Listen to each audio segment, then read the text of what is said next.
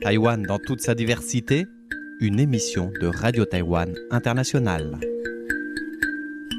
Bonjour à toutes et à tous, c'est Sasa qui vous accueille sur Radio Taïwan International en coopération avec le podcast The Future of Our Third Places. J'inaugure en effet aujourd'hui une série bimensuelle pour explorer la diversité des tiers-lieux à Taipei, la diversité des lieux de sociabilité du quotidien. Cette idée de coopération est née de discussions avec le sociologue Antoine Burey, qui a publié la première thèse doctorale et le premier ouvrage en langue française sur le concept de tiers-lieux. Chercheur, il a aussi parfois été acteur, en contribuant à des tiers-lieux. Antoine Burey vient de publier un livre qui fera référence sur cette question, Nos tiers-lieux, défendre les lieux de sociabilité du quotidien, chez FYP Éditions. Il s'intéresse aux tiers-lieux à travers le monde et notamment à Taïwan, et la fondation Third Place Making qu'il a créée vise à mieux les faire connaître, par exemple à travers des podcasts. Avant de vous emmener dans des tiers-lieux à Taïwan, ou plus précisément à Taipei, parce que c'est déjà beaucoup, prenons d'abord le temps de mieux cerner ce qu'est un tiers-lieu. En fait, ils sont partout autour de nous, et pourtant nous n'en avons pas toujours conscience. À travers son parcours, Antoine Burey nous raconte comment il est venu à s'intéresser aux tiers-lieux, concept fondé par le sociologue américain Ray Oldenburg, dont il a lui-même poursuivi l'exploration.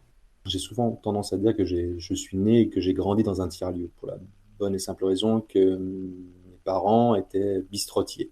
Donc, j'ai grandi dans un bistrot français d'une petite ville ouvrière, et finalement, c'est pas illogique que cet objet-là, le bistrot, qui est un tiers-lieu traditionnel, le lieu un peu le tiers-lieu emblème comme ça, surtout en France. Donc c'est pas anodin que le tiers-lieu soit devenu progressivement mon objet de recherche central.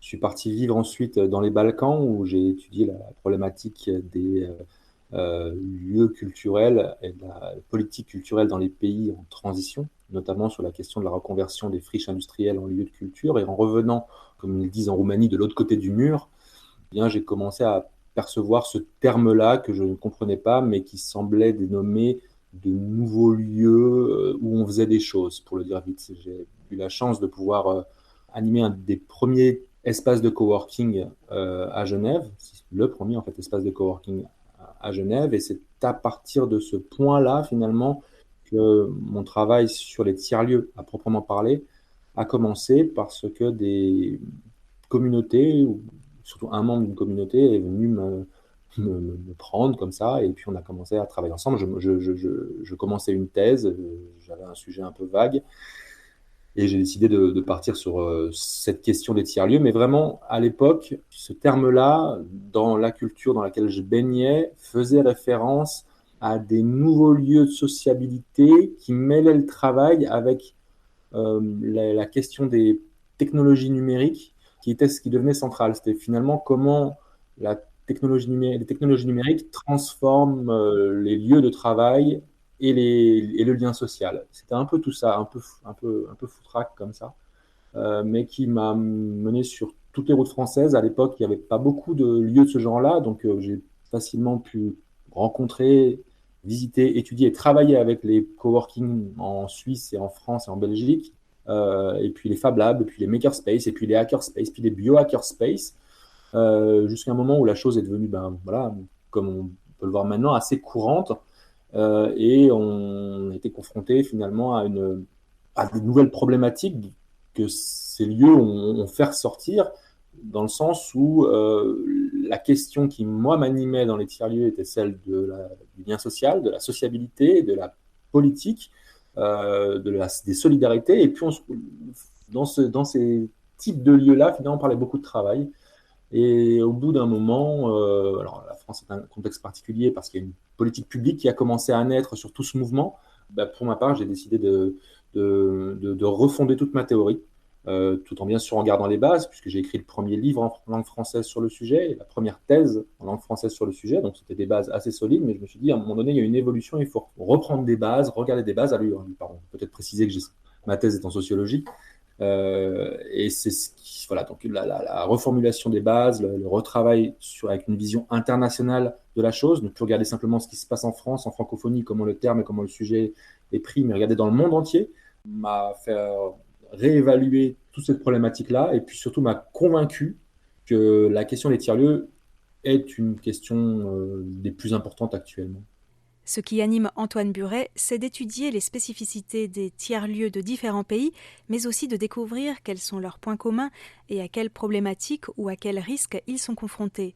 Selon Antoine Buret, lorsque des tiers-lieux sont contraints, contrôlés ou soumis à des pressions financières, ce sont les communautés qui sont visées.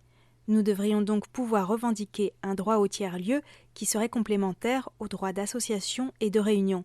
Car contraindre un lieu de réunion pacifique, cela revient à contraindre indirectement la réunion et les personnes qui voulaient y prendre part, précise Antoine Buret.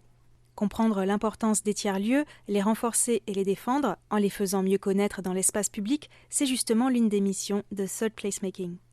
Mais avant d'aller plus loin, il est important qu'Antoine Buret nous en dise un peu plus sur ce qu'est un tiers-lieu, car entre les tiers-lieux qu'il a cités, d'un côté le bistrot, et de l'autre le coworking space, espace de travail partagé, il y a une grande différence. Alors, qu'est-ce qui fait d'un espace un tiers-lieu ? Alors, c'est vrai que maintenant, quand on parle de Fab Lab ou de coworking, étant donné la taille du marché, on peut se questionner, savoir si ce sont vraiment des tiers-lieux.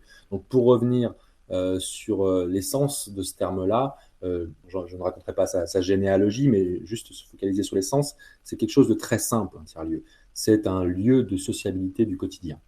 Un lieu où on rencontre ses amis régulièrement, où on sait qu'il va y avoir des amis ou des connaissances ou une communauté, et l'on y va régulièrement comme ça pour passer du bon temps. Et bien sûr, progressivement aussi, on va jouer, on va peut-être boire des coups, on va discuter, mais on va faire société finalement. Donc c'est des lieux très très simples qu'on retrouve dans toute l'histoire de l'humanité. Et finalement, ce terme-là, il vient poser un mot sur quelque chose que l'on connaît tous, mais qui n'avait pas de mots pour le désigner. Il y a une absence de vocabulaire assez frappante sur ce terme-là et dans beaucoup de langues en fait. Donc voilà, un tiers-lieu, c'est un lieu de sociabilité du quotidien, banal, pas forcément spectaculaire, où l'on retrouve ses amis pour passer du bon temps, si je puis dire, si j'essaie de simplifier au maximum. Pour terminer cet épisode introductif, j'ai demandé à Antoine Buret de nous expliquer pourquoi il s'intéresse notamment à Taïwan et ce qu'il attend de cette série d'émissions en coopération avec le podcast The Future of Our Third Places. Moi, ce qui m'intéresse, c'est de comprendre et connaître finalement la diversité des tiers-lieux dans le monde. Comme tu l'as dit, ou comme on en a peut-être discuté en amont, le terme n'est pas connu à Taïwan. Mais ce qui ne veut pas dire que l'objet n'existe pas. Mais à partir du moment que le terme n'est pas connu, c'est très difficile d'arriver à comprendre les spécificités culturelles, mais aussi de fonctionnement des tiers-lieux taïwanais.